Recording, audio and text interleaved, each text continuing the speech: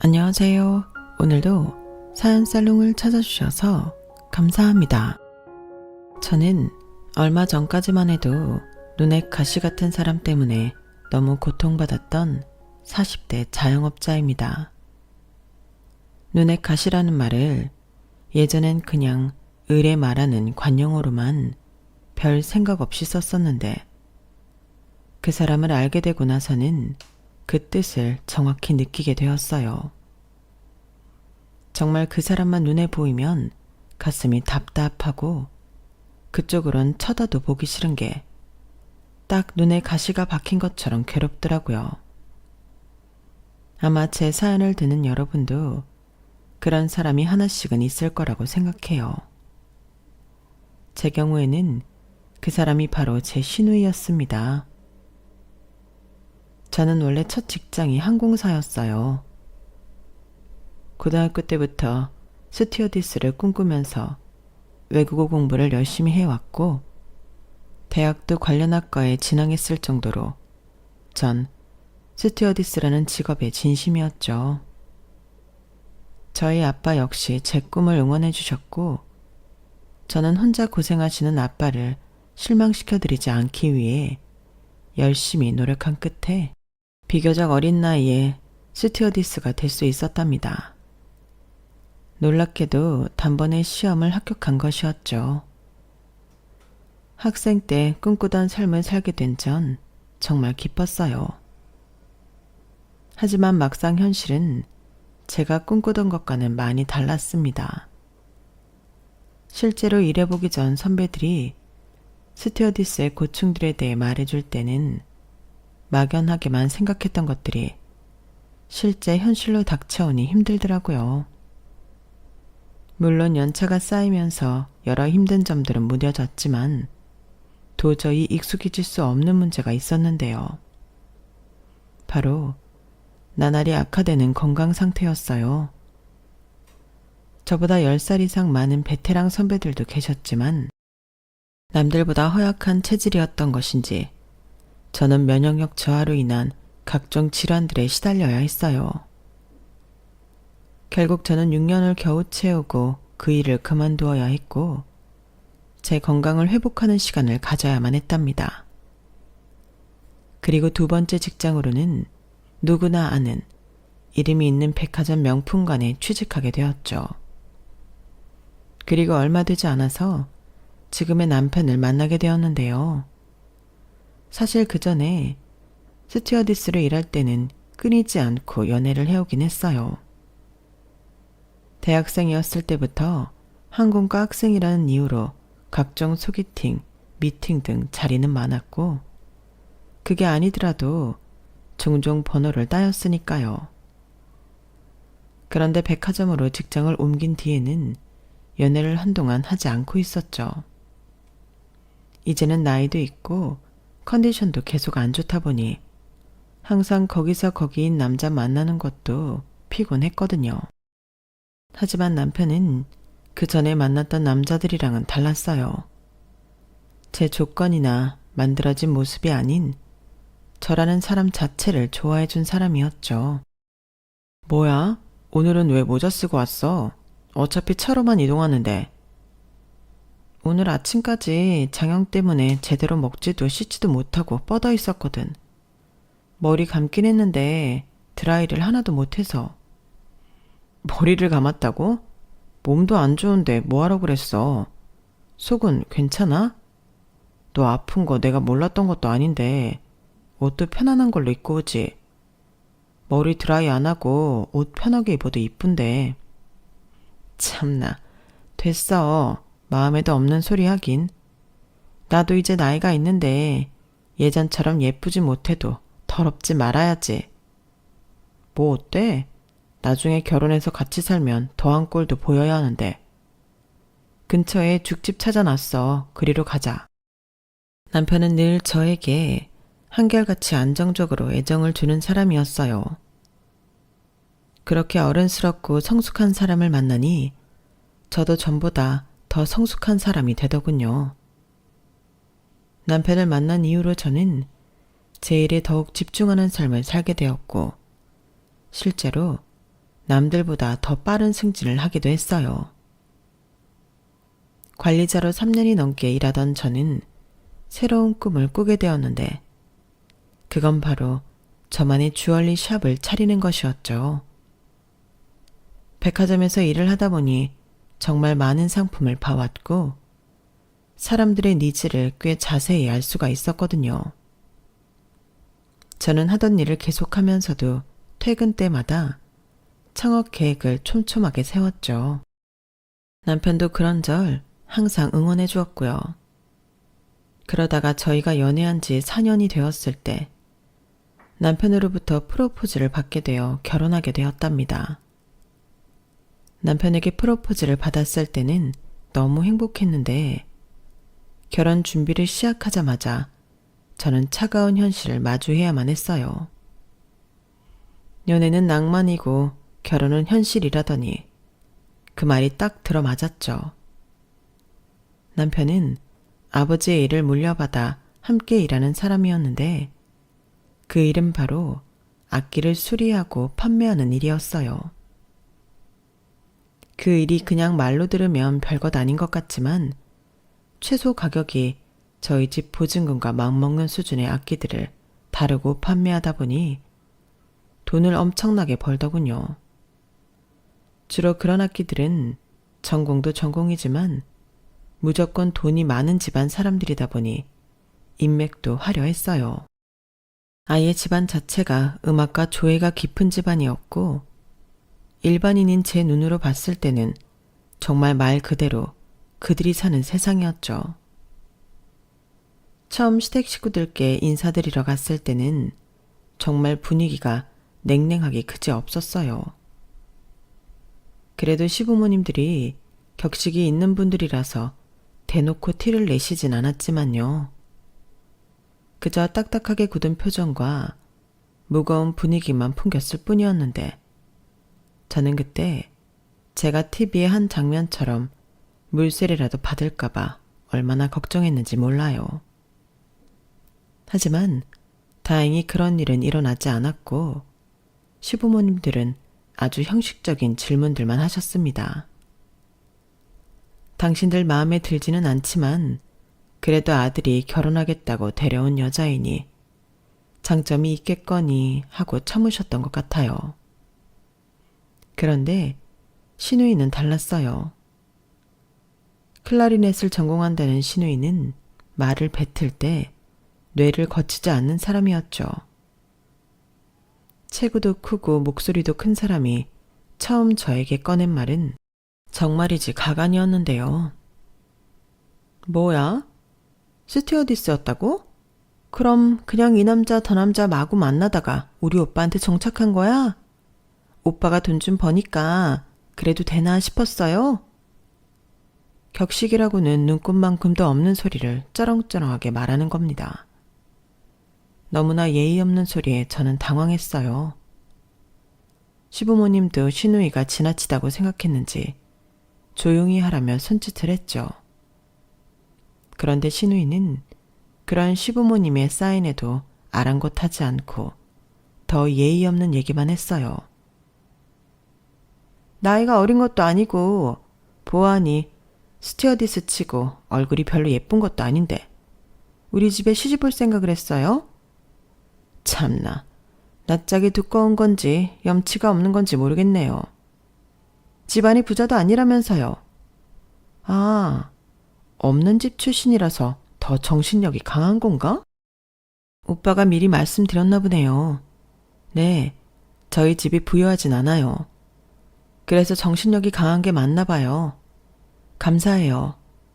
사실 어려서부터 그런 칭찬 종종 들어왔거든요. 그래서 전 스튜어디스 시험도 한 번에 붙고 이직할 때도 별로 어렵지 않았어요. 이직하고 나서 남들보다 빠르게 승진하는 것도 그닥 어렵지 않더라고요. 아무래도 자수성가해서 효도할 생각으로 치열하게 살다 보니 자연스럽게 그렇게 됐네요. 제가 여유롭게 웃으면서 받아치자 오히려 시누이가 대꾸를 못하고 당황하더군요. 제 당돌한 말에 시아버지는 시누이에게 더 이상 얘기에 끼어들지 말라며 조용히 나무랐어요. 말만 조용히 말씀하셨지 눈빛으로는 다시 한 번 더 망언을 하면 가만두지 않겠다는 것 같았죠. 나중에야 남편 주변인들을 통해 들었는데 신우이는 이미 오래전부터 그 집안의 말썽쟁이로 어른들 눈밖에 난 애물단지였다고 하더군요. 재능은 없고 클라리넷을 한다는 이유만으로 밖에서 이 남자 저 남자를 만나고 다니는 게 소문이 자자했다고 해요. 그 얘기를 듣고 나서야 그날 시아버지께서 그렇게 살벌한 눈빛을 하시고 신우이도 바로 입을 다문 이유를 알 수 있었죠. 어쨌든 제 얘기를 듣고 나서 시아버지는 저를 조금 달리 보시는 듯 하셨는데요. 이후로 저에게 조금 더 누그러진 말투로 이것저것을 물어보셨거든요. 그래, 지금 다니는 직장에서 가장 승진이 빠르다고? 근데 그 직장에서 오래 일하면 비전이 있니? 그래봤자 직원으로서만 일하는 것 아니냐? 아무래도 아버님이 걱정하시는 것처럼 큰 비전은 없어요. 물론 계속 올라가다 보면 금전적인 보상이야 있겠지만요. 그것 때문에 계속 진급을 원하는 분들이 많긴 하지만 전 그 길보다는 제 가게를 차릴 생각입니다. 가게를 차린다고? 그러면 개인 사업을 하겠다는 소리냐? 네, 당분간은 자금이 모일 때까지 할 수 있는 데까지 올라가다가 나중에는 주얼리 샵을 열고 싶어요. 그래서 작년부터는 매일 퇴근 후에 공부도 하고 있고요. 개인 샵을 차리고 싶다는 말에 시아버지는 관심을 가지셨고 저는 그간 공부하고 계획해오던 내용들을 전부 말씀드렸죠. 꼼꼼하게 질문을 하시던 시아버지는 대화를 마치고 자리를 끝낼 때쯤엔 처음과는 확연히 다른 눈빛으로 절 보셨어요. 확실히 저를 마음에 들어 하시는 것 같았죠. 덕분에 얼마 뒤 상견례 자리에서도 저희 아빠께 처음부터 굉장히 젠틀하게 대하셨어요. 그날 신우이는 단 한마디도 하지 않고 부모님끼리 말씀을 나누셨죠. 사실 저는 어릴 적에 엄마가 일찍 돌아가신 뒤 아빠랑 둘이서만 지냈는데요. 저희 아빠는 원래는 무역회사에서 일하시다가 경제 위기 때 회사가 무너지면서 퇴직을 하시고 설상가상으로 사고까지 당하시면서 다리 한쪽이 불편해지셨어요. 그래서 그때 이후로는 주차 관리인으로 일을 해오시면서 제 뒷바라지까지 해주셨어요. 시댁에 처음 인사드리러 갔을 때 신우이에게 한 말이 전부 다 사실이었던 것이 저는 정말로 그런 아빠를 위해서 남들보다도 더 악착같이 살아왔거든요. 그리고 저의 그런 면모가 시부모님 눈에는 다 보였었나 봅니다. 저희 아빠를 처음 만났을 때 저를 먼저 칭찬하시더라고요. 효진이 말을 듣자 하니 이 친구가 정말 영특하고 건실하더군요. 여자 대장부가 따로 없다는 생각이 들 정도로요. 사돈께서 따님을 너무 예쁘게 지혜롭게 키우신 것 같습니다. 아우, 아닙니다. 다 효진이가 알아서 잘 컸죠. 아니, 사돈이야말로 병훈이가 남자답고 우직하니 요즘 애들 같지가 않던데요. 가족 생각하는 마음도 깊고 젊은 친구인데도 책임감이 강한 게 느껴지더군요. 우리 아들이야 뭐 제가 하는 일 그대로 물려받는 것뿐이죠. 그래도 애가 선해서 사돈 말씀처럼 듬직하긴 하지만 그래도 저희 아들한테는 효진이처럼 지혜로운 아내가 꼭 필요했어요. 제가 아무래도 집에서 신문이며 책이며 많이 읽다 보니 우리 효진이도 어려서부터 책을 많이 읽긴 했습니다. 그래서인지 뭐 사교육 없이 성적을 곧잘 받아오곤 했죠. 아무래도 제가 세상을 살아보니 공부만 잘한다고 잘 살아지는 세상이 아니더군요. 그래서 효진이한테 공부만 열심히 할 게 아니라 자기 길을 개척하는 법을 터득해야 한다고 가르쳤는데 애가 영리하게 알아서 잘 성장해 온 거죠. 이게 다 사돈 어른이 생각이 깊어서 그런 거죠. 양가 부모님은 그렇게 좋은 이야기만 나누며 훈훈하게 상견례 자리를 마치셨어요. 저희 두 사람은 그렇게 결혼 전부터 부모님들의 애정을 받을 수 있었죠. 시댁에서는 저를 배려해서 저희 친정집과 접근성이 좋은 위치에 신혼집을 해주시기도 했답니다.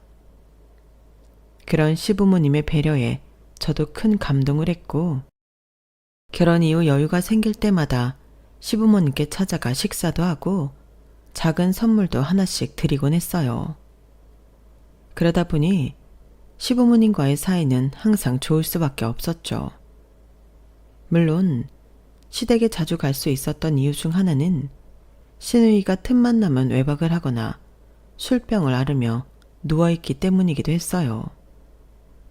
어쩌다 가끔 얼굴을 마주치면 100이면 100, 기분 나쁜 소리를 해대는 시누이였지만 얼굴 마주할 일이 적으니 평화를 유지할 만 하더라고요. 결혼을 잘하면 사람이 신수가 훤해지고 일도 잘 풀린다던데 저랑 남편이 딱 그랬어요. 남편도 매출이 나날이 오르고 있었고 저는 예상보다 일찍 개인 샵을 차릴 수가 있었거든요. 결혼 3년 차에 시작한 제 주얼리 샵은 오픈 당시엔 손님이 많진 않았는데요. 하지만 제가 여러 가능성을 미리 생각하고 다양한 계획을 세웠기 때문에 당장 빠듯하거나 힘이 들지는 않았어요. 오히려 손님이 없는 시간에 더 공격적으로 가게 홍보에 힘썼죠. 덕분에 8개월 만에 손님이 많이 찾아오고 그 지역에서는 알아주는 샵이 될 수 있었답니다. 하지만 그 8개월 동안 제가 예상치 못했던 일이 하나 생겼는데 바로 시누이의 진상짓거리였어요. 가게 홍보에 정신이 없던 그 시기에 시누이는 보란듯이 친구들을 데리고 저희 샵을 여러 번 방문했습니다. 처음에는 웬일로 장사를 도와주려고 하나 싶었는데 아니나 다를까 시누이는 도움을 주기는커녕 자기 친구들 앞에서 저에게 되도 않는 진상짓들을 해대라고 온 거였어요. 야, 여기가 우리 올케가 하는 샵이야. 뭐 엄청난 물건은 없겠지만 그래도 꽤 쓸만한 액세서리가 있긴 할 거야. 너희 마음껏 골라. 오, 사장님, 저희 그럼 전부 지인 할인 해주시나요? 야, 우리 병훈이 덕 좀 보나 드디어? 아니요, 저희 샵은 지인 할인 같은 건 없어요. 가격 신중히 보고 구매 결정해 주시면 됩니다. DP 상품을 포함해서 가게 내 상품에는 손대지 말아주세요. 시누이가 아주 보란듯이 제 친구들 앞에서 절 무시하는데 저는 표정 하나 바뀌지 않고 단칼에 그 진상짓을 쳐냈어요. 한 번이라도 받아준다면 시누이는 끝을 모르고 진상짓을 할 게 뻔했거든요. 차라리 처음부터 칼같이 구는 것이 낫겠다 싶었죠. 제 단호한 말에 시누이 친구들은 놀란 토끼 눈을 하며 시누이를 비웃었고 시누이는 단박에 얼굴이 새빨개지며 화를 냈어요. 그 다음은 사실 안 봐도 뻔했죠. 정말 틀에 박힌 소리들만 하더라고요. 장사도 안 되는 가게에 물건 몇 개 팔아주러 왔건만 사람 무시하냐? 내가 누군지 몰라서 이러느냐? 어떻게 시누이인 나한테 이럴 수 있느냐?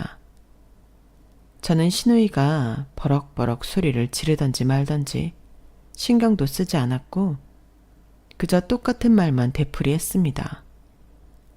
지인 할인 없고 물건 손대지 말라고요. 한참을 난리치던 시누이는 결국 친구들과 함께 가게를 나가야만 했어요. 하지만 그 일로 시누이는 앙심을 품었는지 틈날 때마다 와서는 막무가내로 물건을 싸게 달라고 난동을 피웠죠.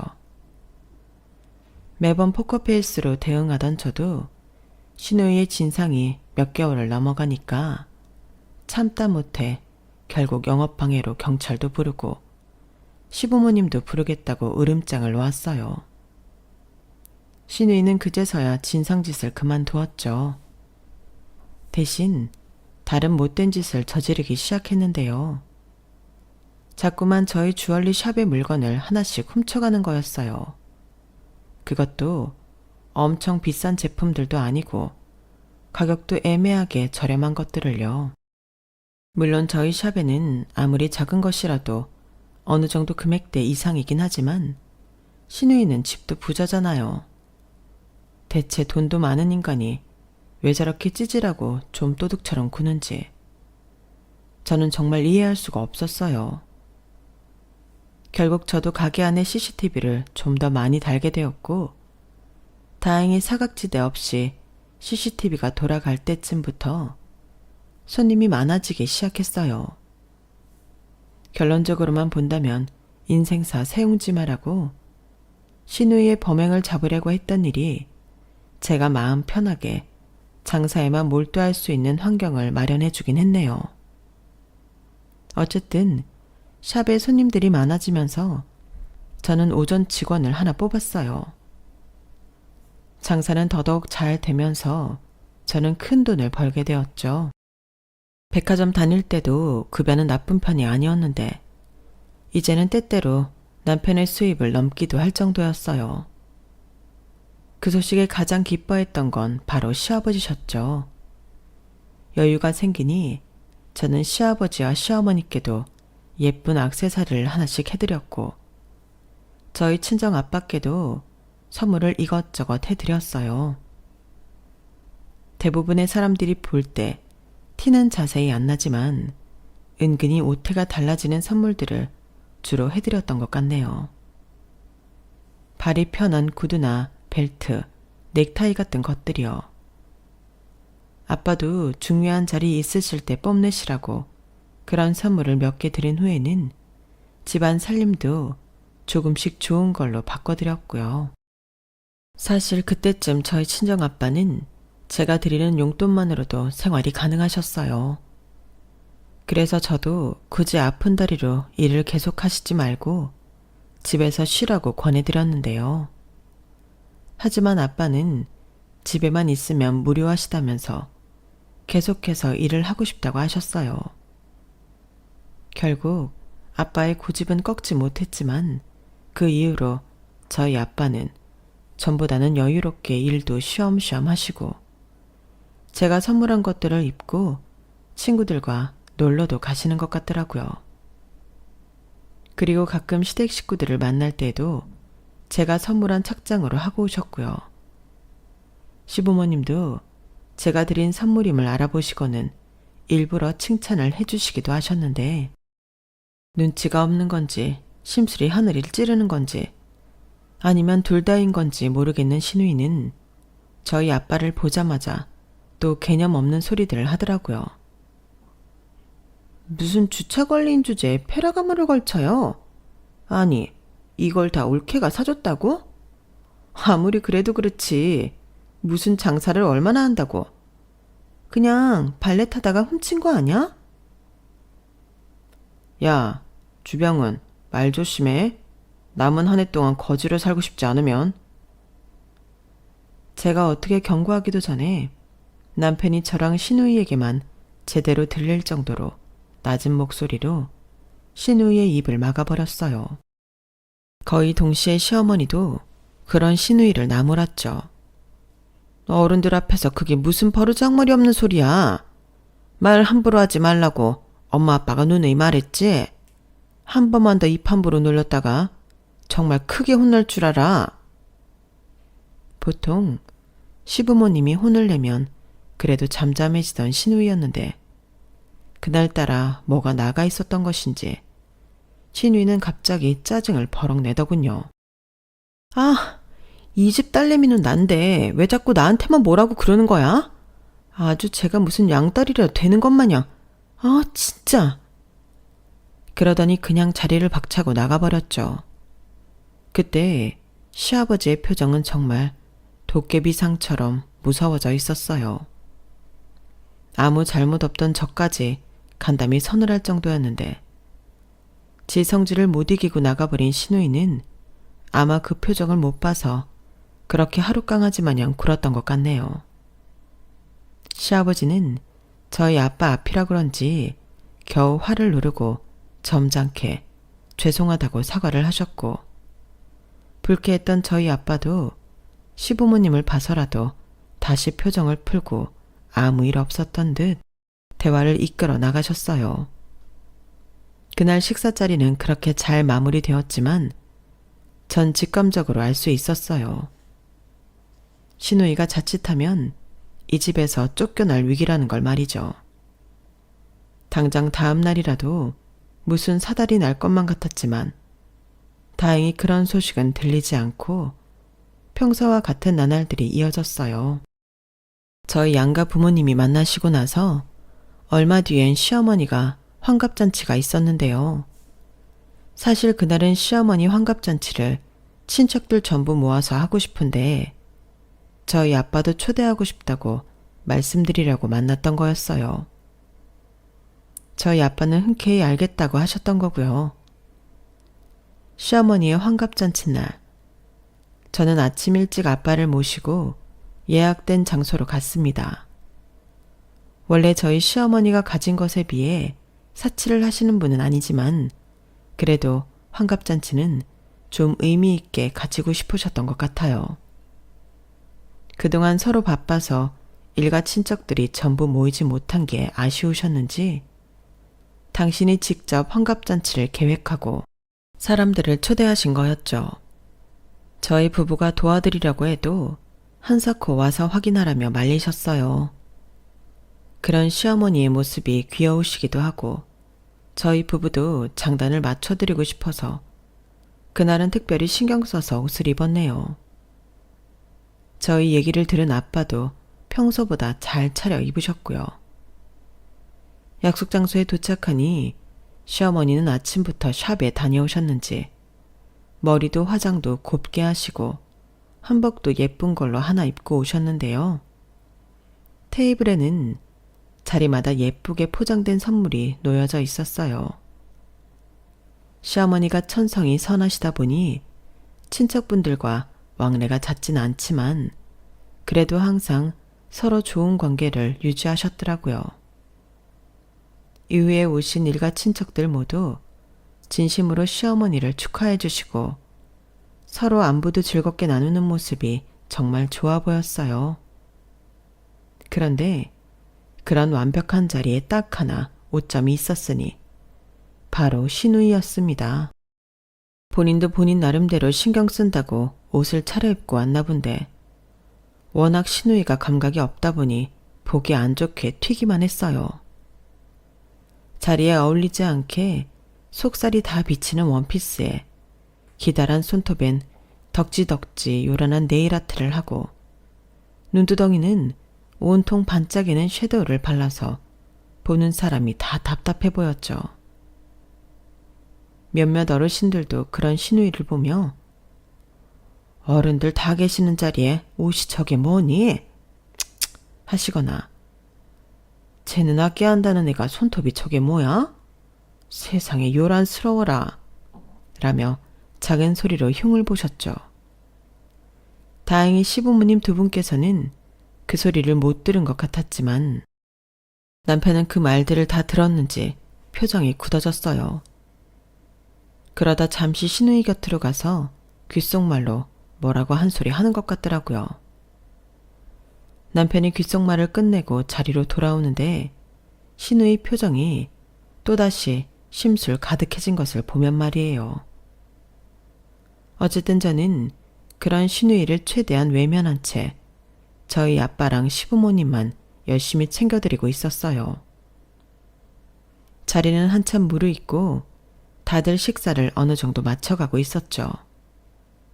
그런데 갑자기 한 이모님이 시어머니께 오셔서 반지가 없어졌다고 하는 겁니다. 저 사모님, 아까 드렸던 다이아 반지가 없어지신 것 같은데요. 아, 어머, 엄나, 내가 어쨌지? 아까 잠깐 아기 본다고 빼놨던 게. 당황한 시어머니가 테이블 위도 살피고 가방 안도 의자 밑도 찾아보시는데 옆에 있던 신우이가 눈을 동그랗게 뜨면서 놀라더라고요. 에? 엄마, 그 반지 렌탈이었어? 다이아 반지 여기 꼈던 거. 너 봤니? 아니. 아까 처음에 왔을 때 봤었지. 고이든 실수든 이거 없어지시면 변상하셔야 하는데. 일단 사모님 자리 끝나고 찬찬히 찾아보셔요. 당신 아까 화장실 다녀오면서 거기에 놓고 온 거 아니야? 아니에요. 그때는 아예 반지를 여기 놓고 갔었어. 내가 손 씻을 때 걸리적거릴까봐 빼고 갔었거든요. 시아버지까지 주변을 두리번거리시자 사람들이 다들 무슨 일인지 궁금해하며 이쪽을 보셨어요. 저는 괜히 분위기가 어수선해질까봐 시어머니께 걱정 마시라고 이따가 끝나고 제가 같이 찾아드리겠다고 말씀드렸죠. 그런데 제 말을 듣더니 신우이가 웬일로 제 편을 드는 거예요. 그래 엄마, 이따 찾아봐. 아니면 그냥 변상해주면 되잖아. 그까짓 거 금액 나가봤자 뭐 얼마나 나간다고. 그러자 그 말을 들은 시아버지가 대번에 엄한 목소리로 신우이를 꾸짖으셨죠. 시끄럽다. 어째 너는 돈도 못 벌어오고 쓸 줄만 아는 거냐? 능력이 없으면 같이 찾아보자는 네 시언니처럼 심성이라도 곱든가. 네 새언니는 돈도 잘 벌고 심성도 곱고 두 가지를 동시에 챙기는데 넌 어째 하나도 제대로 못하느냔 말이다.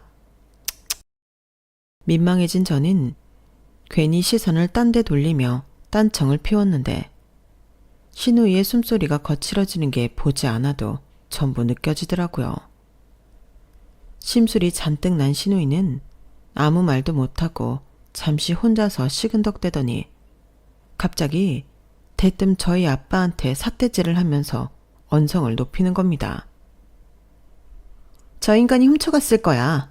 내가 진짜 장담해.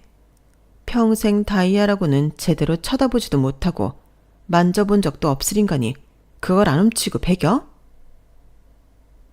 신우이의 우렁찬 개소리에 그 공간에 있던 식구들이 전부 저희 아빠를 쳐다보았어요. 저희 아빠도 당황하고 시아버지도 당황하셨죠. 시아버지는 신우이에게 당장 닥치지 못해! 라며 낮고 다급한 목소리로 윽박질렀지만 신우이는 아랑곳하지 않고 저희 아빠한테 다가가며 막말을 이어갔습니다. 아니 그렇잖아. 내가 저번부터 이상했다니까. 주차 관리인 주제에 저런 고가에 오시며 액세서리를 하고 다닌다는 게 저거 다 분명 발레 타면서 술 취한 차주들 물건들 다 훔친 걸 거라고. 시어머니 쪽 테이블 밑에 있던 저는 화가 머리 끝까지 나서 그런 신우이를 말리러 후다닥 아빠 쪽으로 갔는데 한 발 늦고 말았어요. 아빠는 신우이 말에 반박하면서 왜 아무런 근거 없이 사람을 몰아가느냐고 앉은 자리에서 일어나려 하셨는데 신우이가 아빠가 방금까지 앉아있던 의자를 발로 차버리면서 중심을 잃은 아빠가 넘어지셨어요. 아빠가 넘어지셨는데 신우이는 그 모습을 보고 깔깔거리며 웃더군요. 이거 봐. 아무 말도 못하고 쩔쩔 매는 거. 이래서 천한 인간은 애초에 집에 들이면 안 된다고 했잖아. 저는 1초도 망설임 없이 신우이의 뺨을 엄청난 힘으로 내리쳤습니다. 짝 하는 소리가 룸 전체에 퍼졌고 그 누구도 숨소리 하나 내지 않았죠. 아가씨, 사람이 참아주는 것도 한계가 있는 거예요. 남편은 아빠를 부축해서 남은 의자에 앉혀드리고 저는 신우이가 놀라서 발작을 하던 말던 곧장 신우이 자리로 갔습니다. 뒤늦게 사태 파악이 된 신우이가 뭐 하는 짓이냐며 기겁을 하고 제게 달려왔는데 신우이도 한 발 늦고 말았죠. 저는 처음부터 강한 심증이 있었거든요. 신우이 가방을 뒤져보자마자 곧바로 물증까지 잡게 되리라고요. 어머님, 잃어버리셨던 다이아 반지 이거 맞으시죠? 그래. 이게 평은이 가방에서 나왔구나. 시어머니는 실망감과 경멸감이 가득한 눈빛으로 신우이를 보며 말씀하셨고, 시아버지는 이마를 짚으셨어요. 그 모습을 지켜보고 있던 식구들은 전부 웅성거리기 시작했고요. 신우이는 얼굴이 벌겋다 못해 검붉게 달아오른 채 저에게 삿대질을 하며 고래고래 소리를 질렀습니다. 너였지. 네가 훔쳤다가 지금 나 모함하는 거잖아. 내가 뭐가 아쉬워서 엄마 반지를 훔치냐? 상식적으로. 우리 주얼리샵에서 반지만 7개, 팔찌며 브로치며 총 24개 훔쳐갔죠. 내가 아가씨 도둑질하는 영상 얼마나 많이 가지고 있을 것 같아요? 남의 사업장에서 허구한 날 좀도둑 마냥 찌끄레기들만 훔쳐가더니 기어이 바늘도둑이 소도둑 됐네요. 훔칠 게 없어서 어머님 환갑잔치에 끼고 오신 반지를 훔쳐요? 제 말에 신우이는 아무 말도 못하고 어버버 거리기만 했어요. 아마 제가 이렇게까지 나올 줄은 상상도 못했을 겁니다. 제가 신우이의 도둑질을 알고 있다는 티를 하나도 내지 않았거든요. 제 말에 시부모님도 남편도 전부 깜짝 놀랐죠. 저는 아무 말도 못하고 있는 신우이에게 다가가 서슬퍼런 목소리로 명령했습니다. 당장 저희 아빠 앞에 무릎 꿇고 머리 조아려 사죄하라고요. 뭐라고? 이미 이만큼 네 인생 다 나가리 된 거 알아. 네 입장에서는. 근데 내 입장에선 아직 부족하거든. 지금 바로 경찰 불러서 증거 다 넘겨버리기 전에 가서 제대로 사과해. 얼마나 진심을 담아 사과하느냐에 따라 내가 경찰을 부를 수도 안 부를 수도 있으니까. 싫으면 관두고. 신우이는 제 말에 잠시 고민하더니 저희 아빠 앞으로 가 어기적거리며 무릎을 꿇고 더듬더듬 사과를 했어요. 죄송합니다. 제가 오해를 했어요. 정말 죄송합니다. 신우이가 가짜는 사과를 하는 걸 보고 저는 정말로 지체 없이 바로 경찰을 불렀죠. 시부모님께 소란을 피워서 죄송하다고 사과를 드리고 아예 신우이 뒷덜미를 잡고 그 장소를 빠져나와 경찰을 맞이했습니다. 신우이는 그제서야 눈물 콧물 쏙 빼며 저한테 미안하다며 바짓가랑이를 붙잡더군요. 저는 핸드폰에 저장되어 있던 신우이의 범행 영상을 전부 경찰에게 보여줬고 그 길로 경찰서로 가 고소장까지 접수했어요. 솔직히 그때까지 저는 눈에 뵈는 게 없었죠. 저희 아빠가 바닥에 넘어지신 그 순간부터 브레이크가 고장난 차처럼 무섭게 신우이에게 참교육을 해대기만 했어요. 아무리 울고불고 난리를 쳐도 요만큼의 감정 동요도 없이 기계처럼요. 나중에서야 자리를 전부 정리하고 나온 건지 남편이 저희 아빠랑 함께 경찰서로 찾아오더군요. 저는 아빠를 보자마자 본물 터진 듯이 눈물이 펑펑 쏟아져 나왔고 아빠한테 이런 일을 겪게 해드려 죄송하다고 수없이 사과를 드렸어요. 아빠는 제 등을 토닥여 주시면서 괜찮다고 이제 그만하라고 절 말리셨죠. 이미 절도며 영업방해며 고소장이 들어간 부분은 어쩔 수 없지만 저는 아빠가 토닥여 주셔서 따로 변호사를 고용하거나 하진 않았습니다. 아빠는 눈물을 뚝뚝 흘리는 절 데리고 그 길로 시부모님께 가셔서 우리 딸이 너무 심하게 한 부분은 죄송하다고 먼저 사과를 하셨어요. 저 역시 아빠를 따라 죄송하다고 시부모님께 진심으로 사과를 드렸죠. 시아버지는 그 말을 듣고는 정말 어렵게 입을 여셨어요. 사돈께서 먼저 그렇게까지 사과하시면 저희가 정말 어떻게 해야 합니까?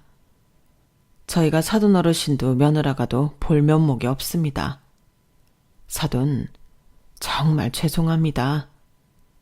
제가 딸 자식 하나 잘못 키운 것이 이렇게까지나 발목을 잡는군요. 다 자식 교육 잘못시킨 제 잘못입니다. 죄송합니다, 사돈. 아닙니다. 어디 한 손만으로 손뼉이 쳐지던가요.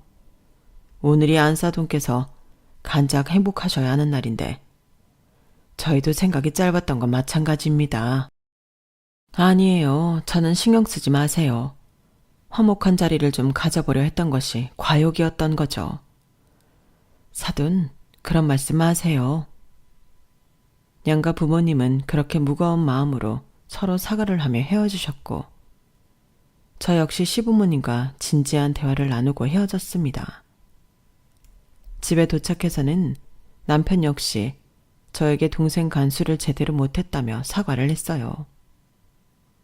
정작 이 모든 일에 발단이 된 시누이는 자기만 억울하다며 끝까지 정신을 차리지 못했고 나머지 가족들만 그런 힘든 시간을 갖게 되었네요. 물론 저도 일부분 잘못하긴 했지만요. 그날 이후 저는 더 이상 시누이에게 아무런 행동도 하지 않았어요. 시부모님께 더 이상 힘든 일은 안겨드리고 싶지 않았거든요.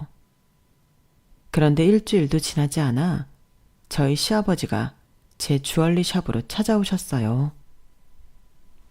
큰일이 지나간 후라 저도 내심 놀라며 시아버지를 맞이했는데요. 다행히 손님도 별로 없고 저 혼자 있던 시간대라 간단하게 차를 내올 수 있었어요. 시아버지는 샵 내부를 찬찬히 둘러보시며 조금 뜸을 들이시다가 말씀하셨죠. 예전에 너한테 들었던 것보다 훨씬 더 잘 꾸며놓았구나. 자리도 좋고. 그땐 결혼 전이었는데 결혼하고 그이한테도 아버님한테도 배우는 게 많았거든요. 감사해요. 제가 늘 곁에서 많은 가르침을 얻고 있어요. 가르침은 무슨? 넌 시장 바닥에서도 성공했으라이야. 우리 애는 그날 일이 다 내 잘못이라는 말은 진심이었다. 내가 옛날부터 욕심이 많던 아이를 자꾸 외면하고 방치했던 게 잘못이야. 좀 더 일찍 버릇을 제대로 들이지 못한 내 잘못이 맞았다. 그동안 그 아이가 너한테 못되게 굴었던 것도 내가 더 적극적으로 말렸어야 했어. 아니에요, 아버님. 저희 모두 잘못... 괜시리 그렇게 말하지 않아도 된단다. 내가 오늘 찾아온 건 그 자료들 나한테 넘겨주지 않겠니? 내 딸이 너희 가게에서 몹쓸 짓 했던 거, 그 외에도 너한테 잘못했던 거 전부 말이다. 이제라도 내 지난 과오를 바로 잡아야겠구나. 그게 너에게도 사돈께도 진정한 사죄가 되길 바란다.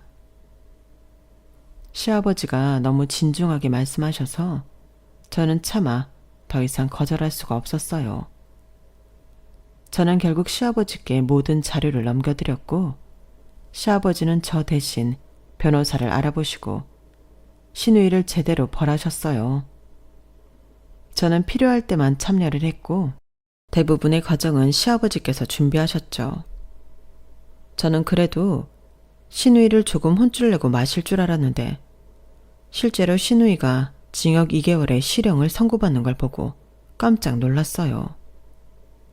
시누이는 초범이긴 하지만 상습적으로 20건이 넘는 범행을 저지르고 그 이후의 언행을 미루어 보아 반성의 기미가 없이 죄질이 나쁘다고 판단되어 정말로 감방으로 가게 되었죠.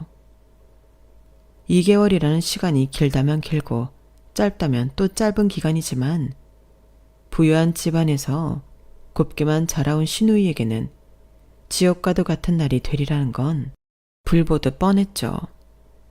모든 게 끝난 뒤 시아버지는 진작 절했어야 했다며 속이 후련하다는 얼굴이셨지만 그 뒷모습엔 쓸쓸함도 조바심도 함께 있는 듯 했어요.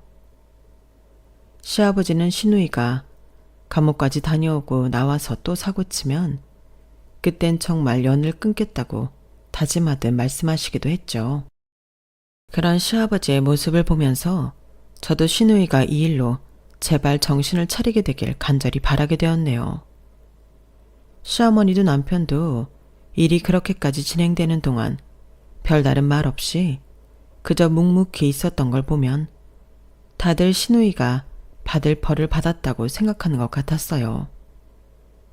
시누이가 감방에 있는 동안 지금까지 아무도 면회를 가지 않았거든요. 시누이는 3주 뒤 출소 예정이랍니다. 저도 그동안 시누이 생각을 하며 그간의 일을 돌아보는 시간을 가지게 되었는데요. 아무리 생각을 해봐도 어떻게 그렇게 좋은 환경에서 자라나면서 그렇게까지 뒤틀린 심성을 가질 수 있는지 이해가 안 가더라고요. 만약 저희 집안이 시댁처럼 부유했다면 저는 저희 아빠랑 행복한 일들만 가득했을 것 같은데 말이에요. 물론 시누이와 부딪히면서 저도 부족했던 부분들이 분명히 있었고 많이 반성을 했어요. 3주 뒤에 시누이가 나오면 그땐 저도 마냥 시누이를 경계하지 말고 부드러우면서도 강단 있게 대해보려고요. 그로 인해 시누이와의 관계가 회복되었으면 좋겠네요. 남편은 어떤 상황이 벌어져도 적극적으로 제 편을 들어주겠다고 하지만 부디 그런 극적인 일은 벌어지지 않길 바랍니다. 제 사연은 여기까지예요. 저희 가족의 길고 복잡한 사연을 들어주셔서 감사합니다. 여러분의 가정 안에서는 이런 복잡하고 어두운 사건이 생기지 않길 진심으로 바랍니다. 여러분, 사연 댓글에 응원과 현명한 조언 부탁드려요. 좋아요와 구독은 저에게 큰 힘이 됩니다. 오늘도 좋은 일 가득하세요.